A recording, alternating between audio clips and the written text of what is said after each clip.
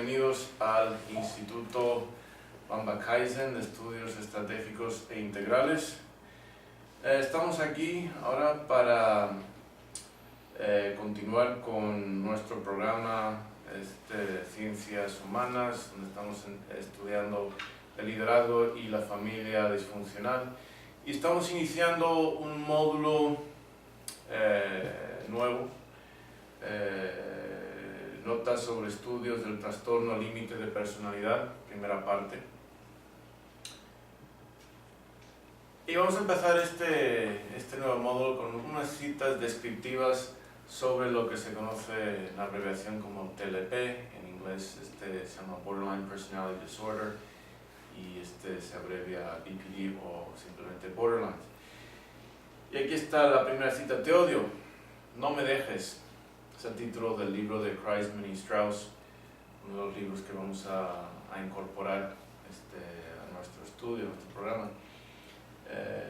Otro de Personality Disorders in Modern Life dice: si te atreves a dejarme, me encabronaré mucho. ¿Sí? El libro de Millen y Davis. Y otra cita: un borderline no se destruye, solamente se transforma, de Mayra Ramos Ramírez Senpai aquí. Cada una de estas citas describe un aspecto muy interesante de este trastorno de personalidad devastadora, no solamente para la persona que padece de ella, sino también para los individuos que tienen relaciones íntimas, parejas, familias, sobre todo, con estas personas, y también para sus terapeutas, psiquiatras, psicólogos, etc. Y vamos a aprender más acerca de cómo estas citas relacionan con el trastorno en el futuro. Vamos a mencionar un principio, el principio Anna Karenina, y el principio viene de la obra de Tolstoy, titulado Anna Karenina, que dice así: las familias felices son todas iguales, cada familia infeliz es infeliz a su propia manera. ¿Okay? Antes de entrar en los detalles del TLP, que antes de entrar por qué estamos estudiando un trastorno de personalidad y por qué en particular, conviene que repasemos un poquito ideas, conceptos que hemos elaborado previamente. Hay que recordar que este estudio, el trastorno de personalidad, es parte del módulo matriz denominado Liderazgo y la familia disfuncional. Y vamos a introducir otro concepto, un criterio de mi primo Kwame. El criterio Kwame lo llamo el criterio Kwame de la familia. Dice: la familia es como la familia hace. ¿Okay? Más o menos lo que mi primo quería comunicar con eso es que eres familia si te portas como familia, dejas de serlo cuando no. ¿Okay? ¿Qué implica esto? Pues implica que para pertenecer a ese grupo de relación íntima, que es la familia, hay un criterio de obligaciones y responsabilidades con los cuales tienes que cumplir, y no solamente de derechos y privilegios. ¿Okay? Entonces, todos estos son conceptos que vamos a ir integrando, ideas que vamos a ir integrando en este módulo, y vamos a continuar ahora con el repaso a unas ideas del liderazgo y la familia disfuncional. Este módulo que he mencionado está dedicado al estudio del liderazgo efectivo necesario para superar la típica disfunción familiar. ¿Okay? Es muy importante tener eso en cuenta. Vamos a repasar ciertas premisas que hemos visto recientemente. La primera premisa es que la familia es A, una institución de formación individual y de formación social. B, formación individual y formación social. Además, es la molécula o la unidad de organización social. viene a ser más o menos una mini sociedad, la molécula social por excelencia. ¿Sí? Y eso hay que tenerlo en cuenta. Muchas veces no tenemos una idea de lo que es una familia, ¿no? La gente no se lo pregunta, simplemente pues nacen en una familia, padecen, sufren en ella, etc. Pero no se hacen preguntas fundamentales y nosotros hemos hecho estas preguntas y estamos repasando ciertas de las premisas con las cuales continuamos nuestro estudio. Nota, cuando los sociólogos definen la sociedad como personas que interactúan de una manera para compartir una cultura común. ¿Sí? Una sociedad son personas que interactúan de una manera para compartir una cultura común. ¿Qué significa eso? Que es muy difícil separar cultura de sociedad. Más o menos podemos pensar que la cultura es algo abstracto, pero las personas cuando se unen en lo que llamamos una sociedad son manifestaciones, sus conductas, sus formas de pensar, sus emociones, esos patrones conductuales, emocionales y cognitivos, ¿okay? Esos patrones que manifiestan son propios de la cultura. Entonces cultura y sociedad, podemos decir la cultura es algo así abstracto y la sociedad es cuando la gente se reúne de alguna forma y manifiesta estos patrones propios de la cultura. Al ser la familia la unidad social, es también una representación cultural. Eso hay que tenerlo en cuenta. Y vamos a dar bastantes vueltas a algunos de estos conceptos para que se nos queden bien grabados y entendamos todas las implicaciones. ¿Qué es una institución? Pues aquí tenemos una definición de Wikipedia. Las instituciones son estructuras y mecanismos de orden social y cooperación que rigen el comportamiento de dos o más individuos. ¿Okay? Entonces son instituciones, las instituciones son estructuras y mecanismos de orden social,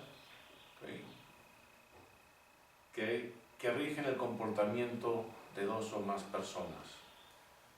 Entonces, de acuerdo a eso, pues la familia es una institución, forma parte de la cultura, de la sociedad, etc.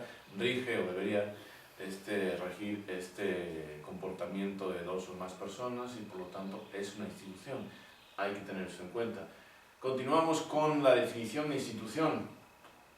Las instituciones se identifican con un fin social y permanencia. Muy importante eso. O sea, tienen un propósito. ¿Sí? El propósito no es temporal, sino tiene una idea implícita de una permanencia que trasciende las vidas humanas. O sea, más que simplemente limitado a la existencia, a la vida de los individuos que pertenecen a ella, sino que es algo que tiene que propagarse a través de generaciones. Esa es la idea. O sea, que trasciende las vidas humanas y las intenciones individuales, es más que un individuo, y con la formación y aplicación de las normas que rigen la conducta humana cooperativa. O sea, queremos aplicar, o las instituciones aplican ciertas normas de conducta en cuanto a individuos en cooperación. Pues una familia califica totalmente como una institución. Ahora, la organización. Una organización es un acuerdo social que persigue objetivos colectivos. ¿Okay? Un acuerdo social que persigue objetivos colectivos, que controla su propio desempeño, o sea que más o menos tiene cierta autonomía, y que tiene un límite, contorno, barrera que lo separa de su entorno, o sea, está definido. Algunos dividen la sociedad entre los que pertenecen, ¿sí?, a la organización y los que no. Eso es lo que quiere decir cuando tiene un límite que lo separa de su entorno. ¿Sí? Algunos son, por lo tanto todos los demás no son. es un acuerdo social, o sea que está dentro, opera dentro de la sociedad, tiene propósitos, persigue objetivos colectivos, o sea, los miembros de la organización están persiguiendo ciertos objetivos y tiene cierta autonomía. La palabra organización deriva del griego organon, que significa herramienta. Y el objetivo, el término se usa tanto en la vida diaria cotidiana como en las ciencias, en diferentes contextos, a veces con diferentes significados, pero esencialmente, de una forma intuitiva, todos entendemos lo que es una organización. Entonces, premisa 2, como organización e institución de formación individual, hablando de la familia debería, ojo, debería proveer un ambiente estable y ordenado para que sus miembros puedan desarrollar sus capacidades o su potencial de acuerdo a un plan de formación, ¿okay? Impuesto y o dirigido. O sea, tiene que haber un plan de formación, tiene que haber un ambiente, tiene que haber, o debería haber, debería, por eso está subrayado, un ambiente estable y ordenado para que los miembros de la familia puedan desarrollarse de acuerdo a sus capacidades, a su potencial. La familia debería crear los futuros ciudadanos que representan fielmente los mejores ideales, valores y principios de la cultura. Debería. O sea, idealmente lo que la familia debería ser es como una fábrica de ciudadanos ideales. Ciudadanos que representan los mejores valores, los mejores principios, etcétera, que la cultura identifica. Y muchos de los problemas familiares surgen porque el liderazgo, o sea, los padres, desconocen, ignoran, o quizás se olvidan, de los propósitos de la familia y de su naturaleza como institución y como organización. ¿Sí? Porque la verdad es que estas preguntas no se hacen típicamente, no solamente en nuestra cultura, sino en la mayoría. Entonces, por lo tanto, al no hacerse estas preguntas, pues no hay respuestas. Estas no son ideas que con frecuencia se vayan manejando. El concepto de que una familia tiene un propósito, de que es una institución a la vez que una organización. Ahora, premisa número 4. La realidad de la familia es que representa fielmente y precisamente las características y las estadísticas que se manifiestan activamente en una sociedad o cultura y viceversa. Es decir, la familia, por ser la unidad social por excelencia, refleja la cultura. Esa es la realidad. O sea, muy lejos de que la familia sea una institución y una organización que vaya produciendo ciudadanos ideales, muy lejos de eso, en realidad lo que vemos es que refleja la realidad que gobierna, que domina en la cultura o la sociedad dada. Esta premisa 4 tiene corolarios. El primer corolario es que podemos aprender mucho sobre el estado de disfunción o de función familiar simplemente estudiando estadísticas, descripciones numéricas, noticias de la actualidad y la historia, es decir, el pasado de cualquier cultura.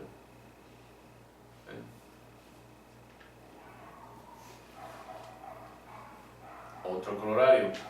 Podemos aprender mucho sobre el estado de disfunción o función de una sociedad o cultura simplemente estudiando las familias.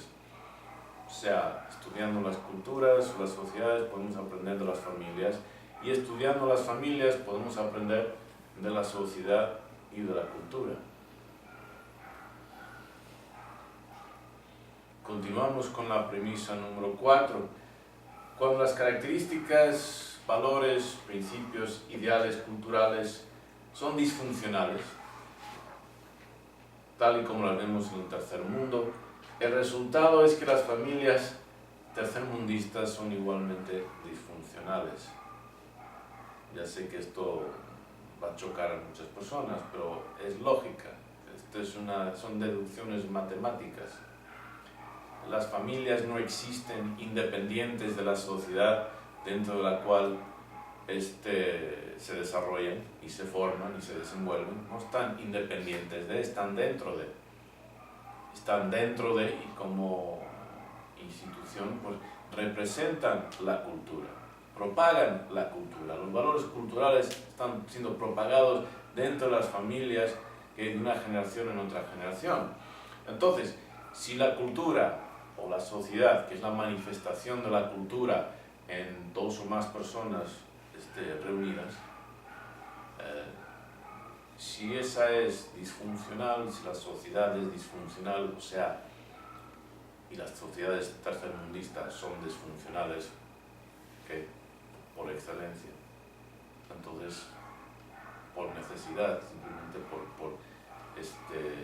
por lógica, las familias también van a ser disfuncionales. Premisa 4, corolario A. La familia, generalmente hablando, es precisamente una reproducción en miniatura, un microcosmos de la cultura en la que se forma y a la que se presenta. Hemos mencionado anteriormente.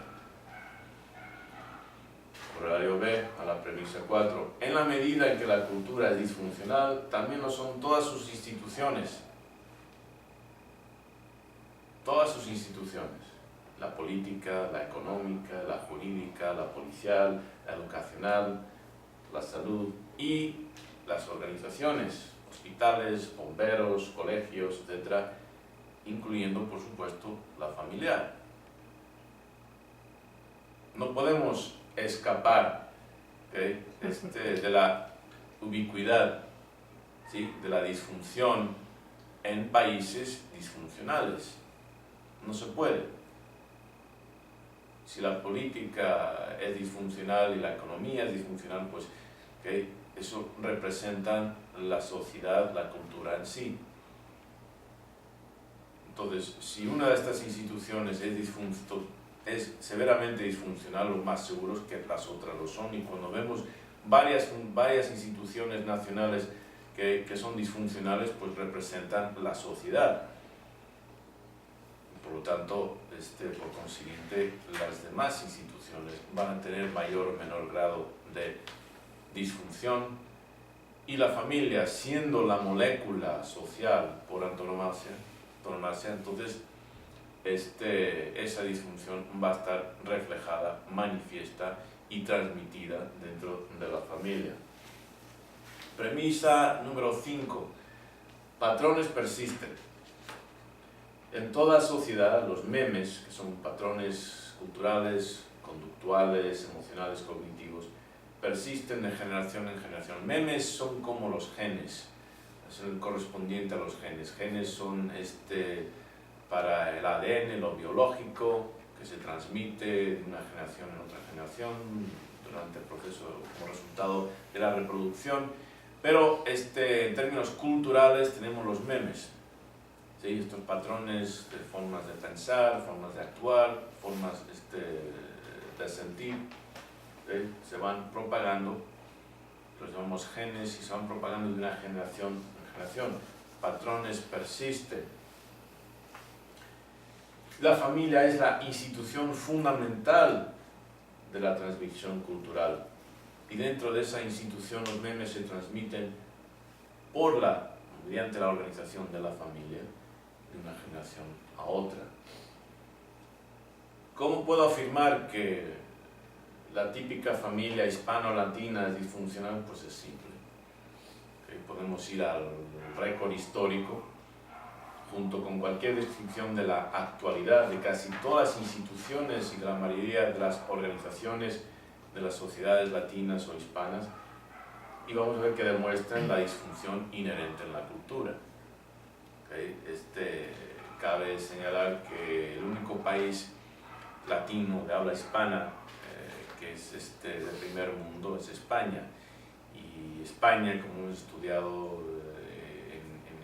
programas, y como cualquiera podría corroborar,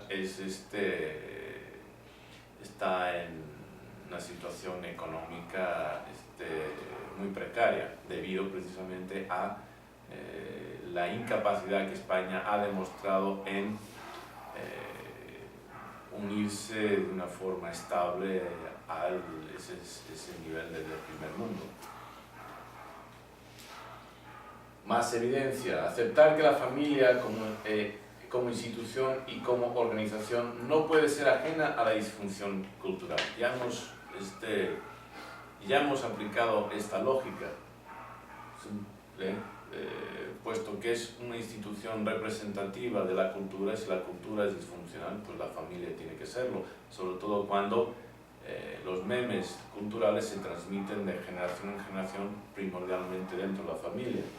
Entonces, la familia viene a ser el agente partícipe y activo principal en la transmisión de esa disfunción. O sea, que la disfunción cultural se transmite, se mantiene, se propaga fundamentalmente a través de la familia. Hablemos entonces del problema del liderazgo deficiente y volvamos a este principio de Ana Karenina que mencionamos inicialmente. Os recuerdo, las familias felices son todas iguales, cada familia infeliz es infeliz a su propia manera. ¿Qué significa eso? Pues describe la forma en la que una deficiencia en cualquiera de un número de factores condena el empeño al fracaso. O sea, hay ciertos atributos que cualquier organización o institución funcional exitosa tiene que manifestar, o ciertas categorías de funcionamiento en el cual tiene que operar, y si falla en cualquiera de ellas, va a fallar, fracasar en su empeño. Entonces, hay muchas formas en las cuales una empresa, una organización, una institución puede fracasar. Pero para que sea exitosa, tiene que tener cierto éxito en la mayoría, si no todas estas diferentes categorías. En consecuencia, una empresa exitosa, sujeto a este principio, es una en la cual se ha evitado cualquier posible deficiencia. Los principios mediante los cuales una familia puede llegar a ser feliz son compartidos por cualquier empresa, organización, institución armoniosa y exitosa. O sea, tenemos que ver la familia como lo que es. Es una organización y una institución, tiene esas dos modalidades, pero un sistema que tiene que tener un liderazgo, tiene que tener un propósito, tiene que tener unas medidas sin las cuales podemos observar su progreso. Entonces, como cualquier organización, precisa de liderazgo, precisa de propósitos, de objetivos, etc. Y es curioso que típicamente no se ve a la familia de esa forma. Personas que son miembros de una familia, los adultos van a trabajar, y en el trabajo donde se desenvuelven, desempeñan, ahí sí pues entienden que tiene que haber orden, tiene que haber liderazgo, tiene que haber eficiencia, etc. Los niños van al colegio y allá entienden que tiene que haber orden, tiene que haber liderazgo, tiene que haber eficiencia, etc. Y sin embargo vuelven al hogar, vuelven a sus casas, y ahí no aplican nada de lo que aplican fuera de ella, y sin embargo la familia tiende a ser el contexto en el cual es más importante para la formación de estos individuos. La calidad de liderazgo desempeña una función fundamental en el éxito o fracaso de cualquier organización, y la familia no es una excepción. Aquí hay un proverbio japonés: el pez se pudre de la cabeza hacia abajo. Un liderazgo disfuncional corrompe toda la organización y engendra trastornos y disfunciones de todo tipo. ¿sí? ¿Qué sucede cuando un equipo de cualquier deporte fracasa? Pues dan una patada al director técnico, necesitan más autoridad. Cuando una empresa multinacional se va a pique, ¿qué pasa? Los accionistas se reúnen y dan la patada al presidente, los CEO, necesitan nuevo liderazgo. El liderazgo es fundamental para el éxito de una empresa, y cuando el liderazgo es deficiente, no importa la calidad de los miembros de la empresa, de su política, va a sufrir. La empresa, la organización, la institución va a sufrir si el liderazgo es deficiente. La doble terna del liderazgo. ¿Okay? Tenemos aquí a un lado la terna del orden, visión, orden, disciplina, y la terna del mando, autoridad, responsabilidad, consecuencias. Y vamos a hablar un poco de cada una. Aquí lo podemos ver, la terna del orden, podemos ver así diagramáticamente, tenemos liderazgo y tenemos una relación entre visión, orden y disciplina. Todos están conectados, son interdependientes. Claro, ambas ternas, el orden y el mando, también son interdependientes. Visión. ¿Qué entendemos por visión? Pues un diseño mental, un mapa mental, un esquema mental, para el futuro de una empresa, organización, institución, empeño, obra, individuo o individuos. ¿Sí? Eso es lo que entendemos por visión. También entendemos, ¿sí?, la capacidad de apercibir. Apercibir, la apercepción, es un poco diferente a la percepción. La percepción se refiere a la capacidad de experimentar las cosas como son. ¿Sí? La apercepción incluye las transformaciones, distorsiones, enderezamientos que experimentamos cuando lo que percibimos queda influenciado por lo que ya sabemos, por nuestras expectativas, etc. O sea, apercibir requiere ver un poquito más de lo que se percibe, o verlo de una forma diferente. Entonces, la visión también incluye la capacidad de apercibir lo que no se observa a plena vista. Incluye la capacidad de extender esa apercepción simultáneamente a eventos e individuos distribuidos en el tiempo y el espacio. O sea que tienes que poder ver lo que es la cancha completa, por usar un término deportivo. Tienes que tener la capacidad de ver el tablero entero, si vamos a términos ajedrecistas, no solamente una parte muy estrecha del tablero de la cancha. Tienes que tener todo el campo completo y poder representarlo en tu cabeza en cuanto a eventos e individuos distribuidos en el tiempo y el espacio. O sea, tienes que ver hacia atrás, no solamente en el presente, no solamente lo que está aquí y ahora, sino lo que está allá y entonces. Difícil.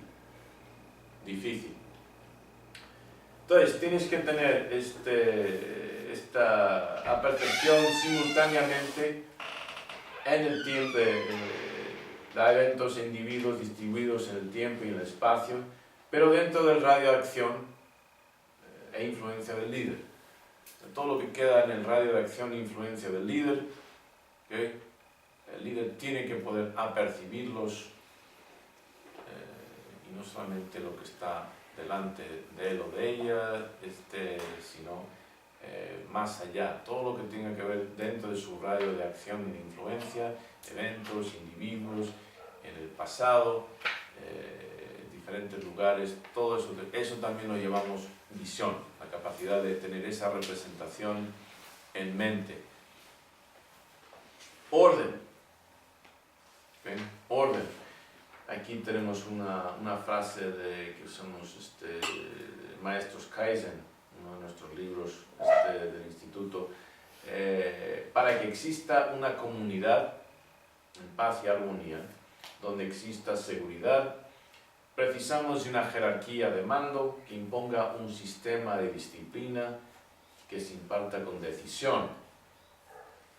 Las palabras comunidad, paz, armonía, seguridad, jerarquía, mando, disciplina, decisión, son todas sinónimos de orden. Vemos que el concepto de orden no solamente tiene muchas aplicaciones, sino que es tremendamente importante para el funcionamiento de cualquier institución o organización. Una de las funciones y obligaciones principales del liderazgo familiar es el de lograr imponer, persuadir un orden en la familia que capte las múltiples dimensiones de la frase anterior. Y voy a volver a la frase, las palabras claves: comunidad, paz, armonía, seguridad, jerarquía, mando, disciplina, decisión. ¿Okay? El liderazgo es responsable de que estas palabras queden reflejadas en la realidad, en la actualidad, ¿okay? De la familia. Bueno, de cualquier organización, no solamente de la familia. Disciplina. Definiciones, que hay varias definiciones. Primera, capacidad del carácter para controlar los impulsos, sobre todo para lograr una meta ardua o posponer un goce inmediato. Capacidad para controlar los impulsos, sobre todo para lograr una meta difícil, ardua, ¿sí?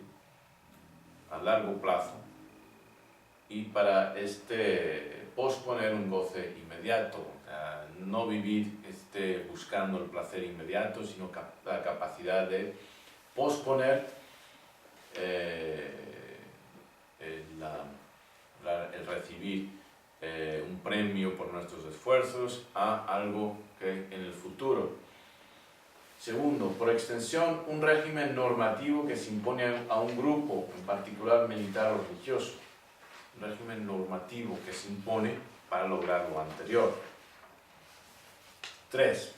Rama del saber caracterizada por métodos y objetivos específicos. Okay. Estamos hablando aquí de disciplinas, por ejemplo, académicas. La física es una disciplina, la biología es una disciplina, tiene sus métodos, tiene sus objetivos específicos. El liderazgo también es una disciplina. 4. Conjunto de normas que rigen una actividad o una organización. Ejemplo, disciplina militar. Conjunto de normas que rigen una actividad o una organización. ¿Okay? La familia como organización debería tener sus normas, su conjunto de normas, y va a haber disciplina. 5. La actitud de las personas que acatan las normas, las reglas. La forma en la cual las personas reaccionan cuando se les manda a hacer algo, no te pongan caras, etc. ¿Okay? Respeto. 6. Una asignatura o materia académica, una modalidad física o deportiva. Y finalmente, 7. Un látigo para azotar. Se disciplina a los que por su falta de disciplina rompen con la disciplina que es requisita en cualquier disciplina.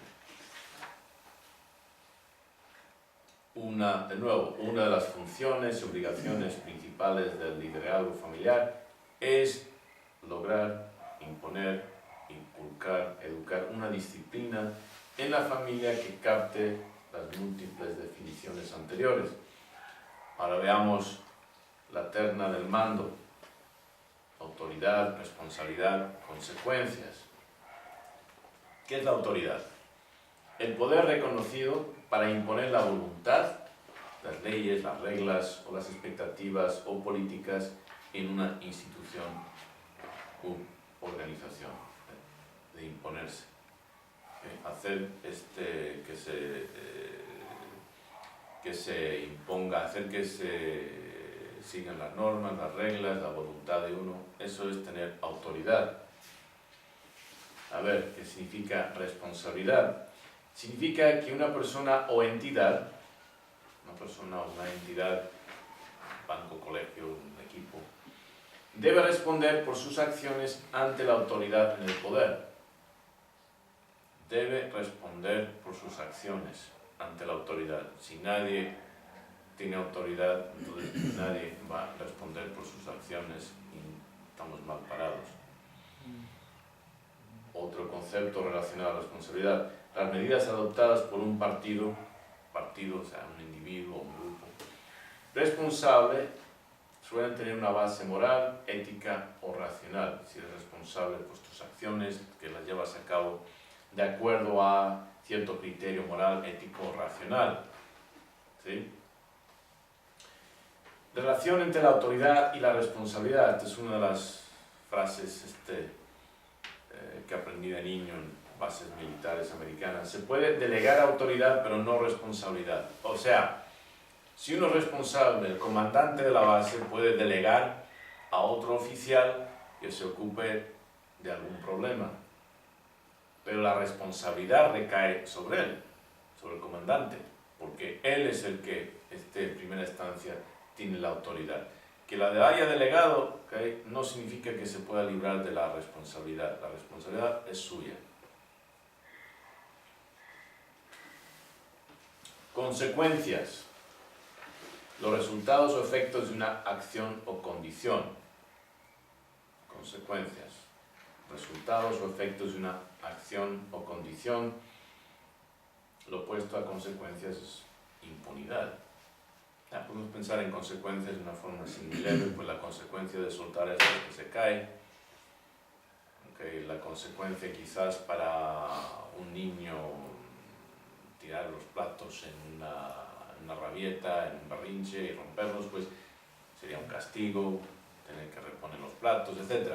Consecuencias. Acciones tienen consecuencias. Favorables, desfavorables, bien, pero tienen que haber consecuencias. Entonces, rápidamente volviendo a la terna del liderazgo, visión, terna del orden, tiene que haber visión, tiene que haber orden, tiene que haber disciplina, la terna del mando, autoridad, responsabilidad, consecuencias. Todas estas premisas, todos estos conceptos los hemos ido estudiando y viendo cómo se aplican dentro del contexto, o deberían aplicarse dentro del contexto de una familia funcional. Cuando no se aplican, volvemos aquí a el principio de Ana Karenina, en que las familias felices son todas iguales, pero cada familia infeliz es infeliz a su propia manera. O sea, para que una familia fuese feliz, funcional, armoniosa, con orden, etcétera, etcétera, estos conceptos tienen que estarse aplicando. Cuando empiezan a fallar, van a ser infelices. Vemos que si no hay orden, no hay disciplina, no hay autoridad, no hay responsabilidad, no hay consecuencias, etcétera, vamos a tener problemas. Y los individuos, sobre todo los niños, van a ir desarrollando trastornos. Esos niños que se desarrollan en familias disfuncionales desarrollan trastornos, luego ellos mismos, patrones persisten, van a llevar esos trastornos a sus familias y trastornar a sus hijos. Y así se continúa y se repite el ciclo vicioso. Entonces, llegamos aquí al final de esta presentación de esta primera parte. Y ahora pues abrimos a preguntas. Shoy mencionó que durante un mal liderazgo la familia se puede corromper.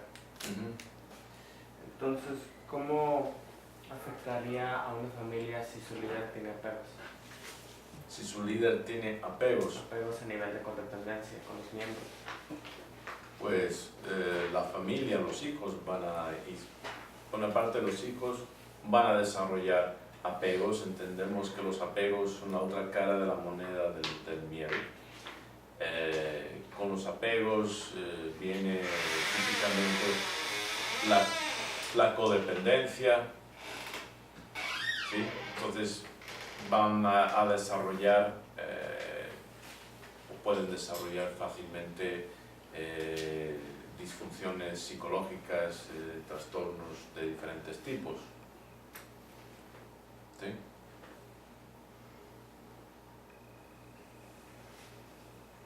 Sí, Shoy. ¿Más preguntas?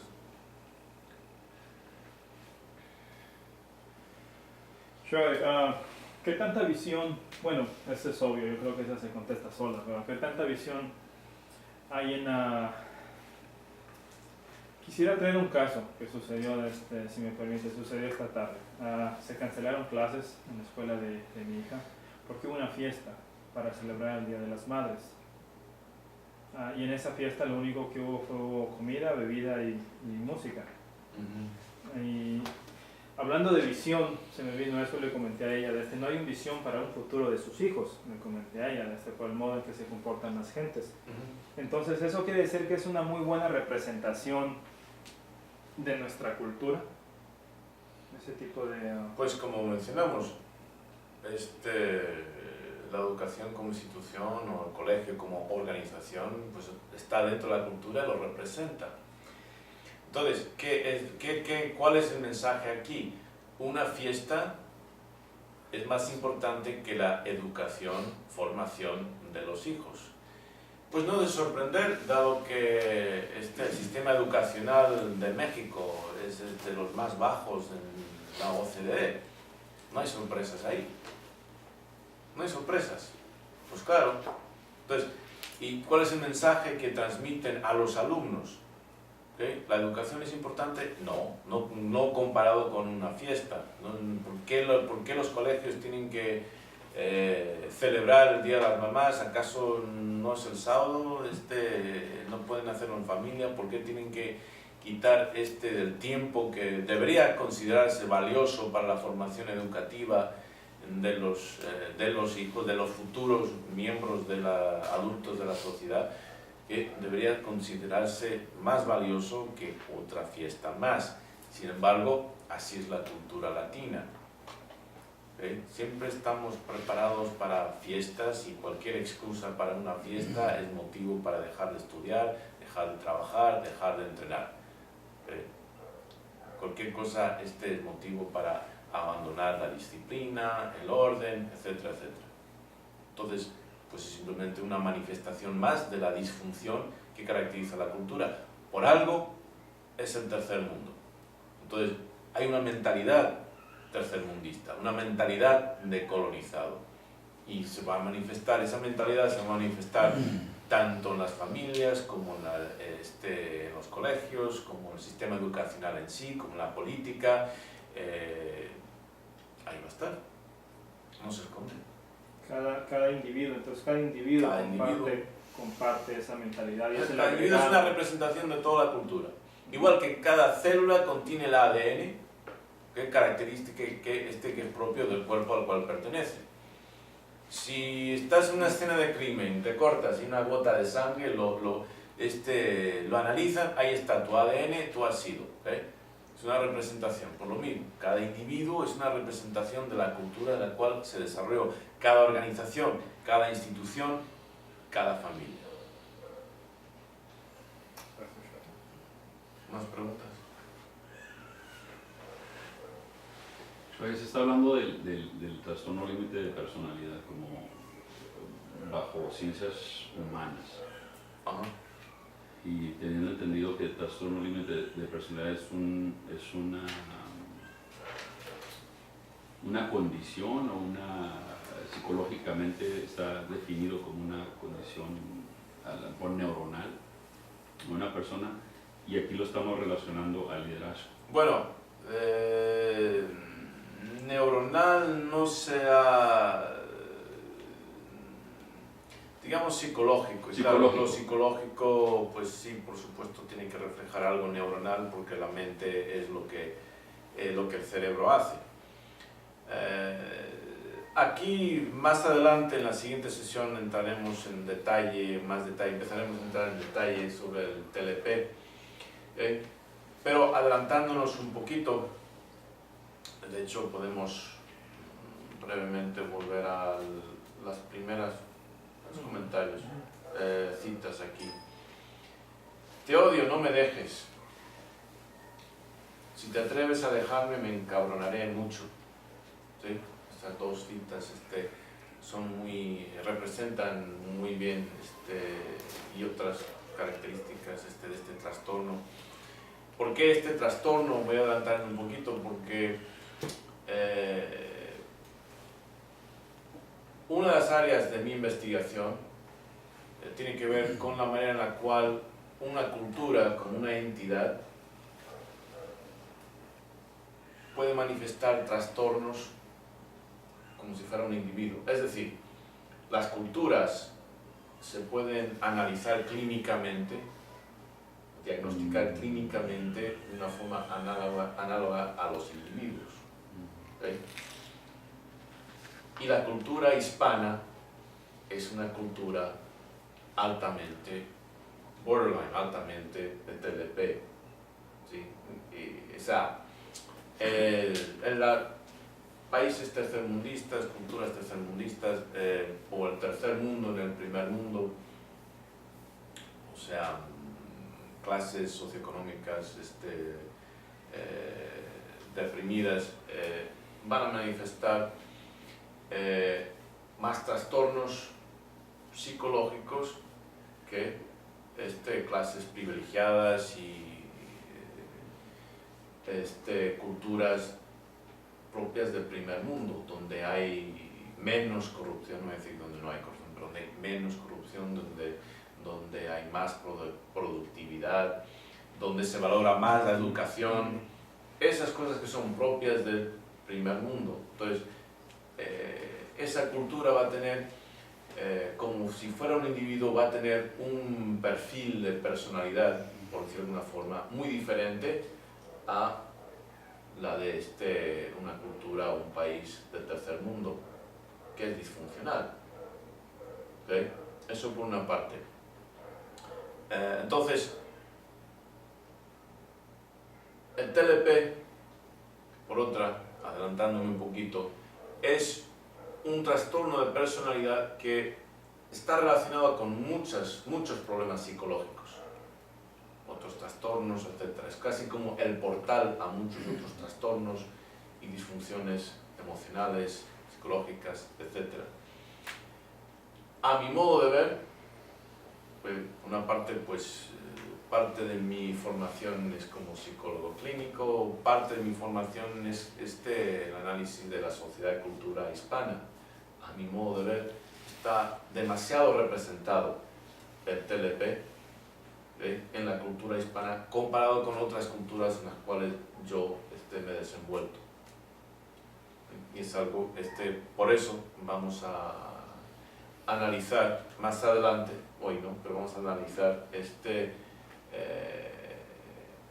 trastorno y vamos a ver, por experiencias que tengamos, experiencias que he tenido yo clínicas, trabajando con familias, con individuos, España, México, Venezuela, Brasil, como está demasiado representado en nuestra cultura hispana y los efectos que eso acarrea, las consecuencias. El comentario te hago porque el TLP y que es altamente representado en la cultura latina. ¿Cómo el TLP puede diagnosticar al TLP si estamos hablando de la mayoría? Si estamos hablando de, por ejemplo, psicólogos, si estamos hablando de psicólogos que son parte de esa cultura, tratando de diagnosticar, y haciendo como referencia a, por ejemplo, Estados Unidos y la esclavización o el racismo ahora disfrazado de, por ejemplo, la guerra contra las drogas, y está completamente mimetizado en la cultura que ni se da cuenta el autor.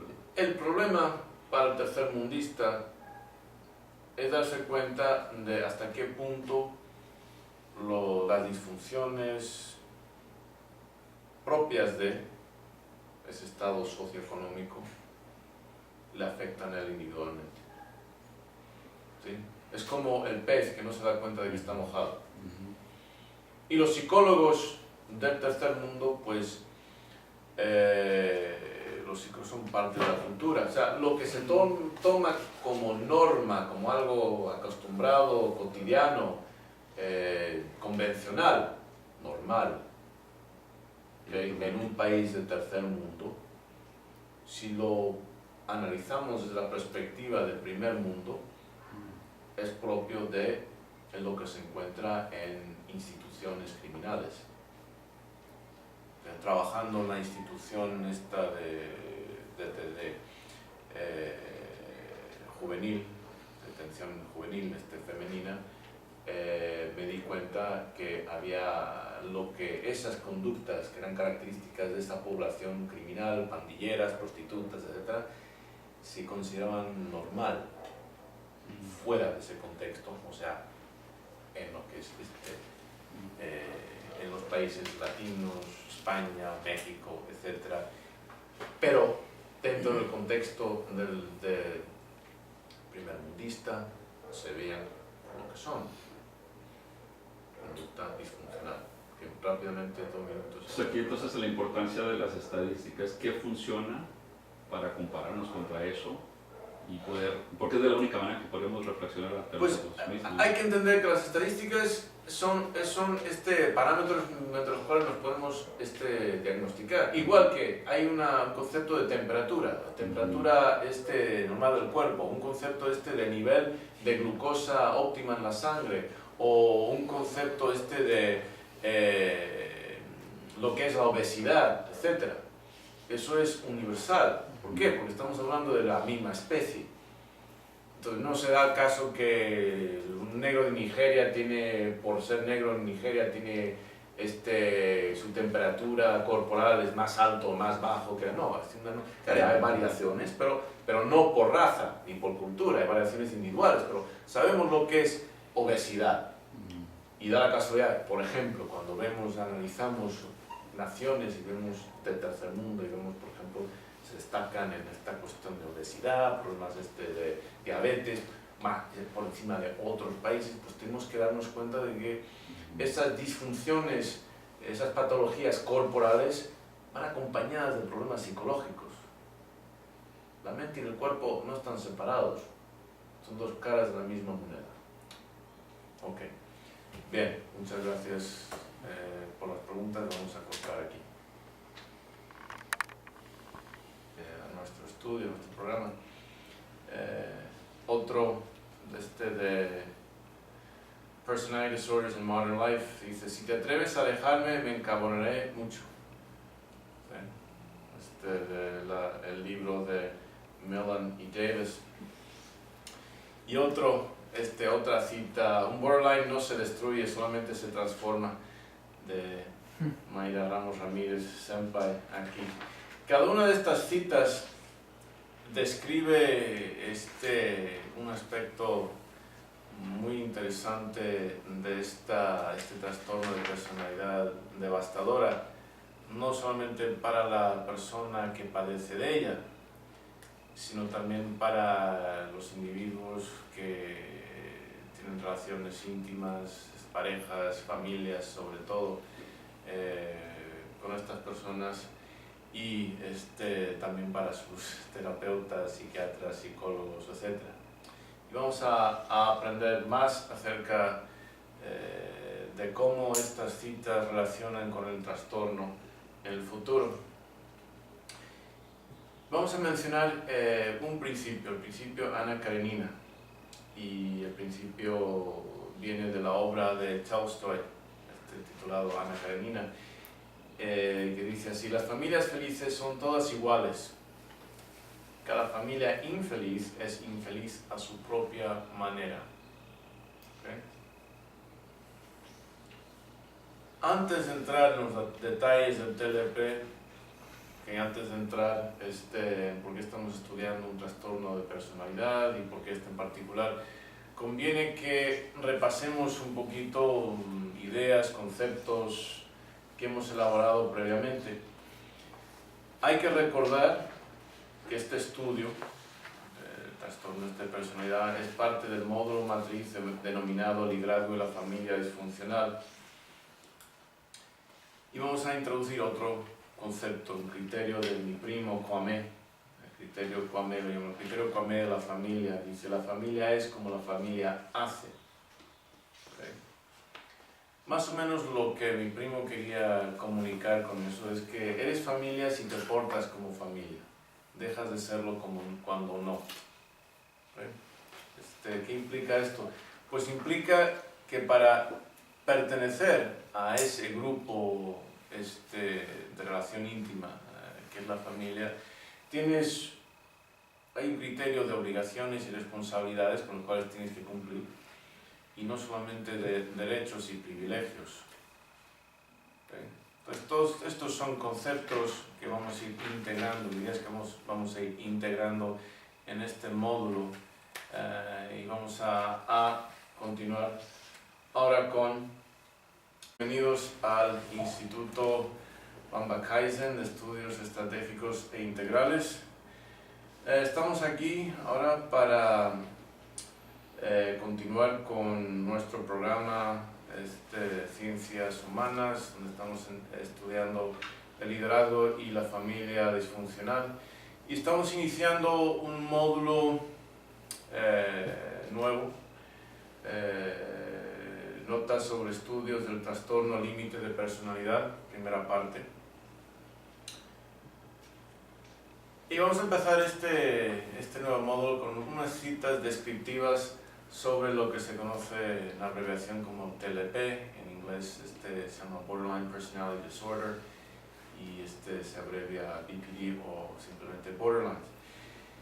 Y aquí está la primera cita: te odio, no me dejes. Es el título del libro de Kreisman y Strauss, uno de los libros que vamos a incorporar, el repaso a unas ideas del liderazgo y la familia disfuncional. Este módulo que he mencionado está dedicado al estudio del liderazgo efectivo necesario para superar la típica disfunción familiar. ¿Okay? Es muy importante tener eso en cuenta. Vamos a repasar ciertas premisas que hemos visto recientemente. La primera premisa es que la familia es A, una institución de formación individual y de formación social. B, formación individual y formación social. Además, es la molécula o la unidad de organización social. Viene a ser más o menos una mini sociedad, la molécula social por excelencia. ¿Sí? Y eso hay que tenerlo en cuenta. Muchas veces no tenemos una idea de lo que es una familia, ¿no? La gente no se lo pregunta, simplemente pues nace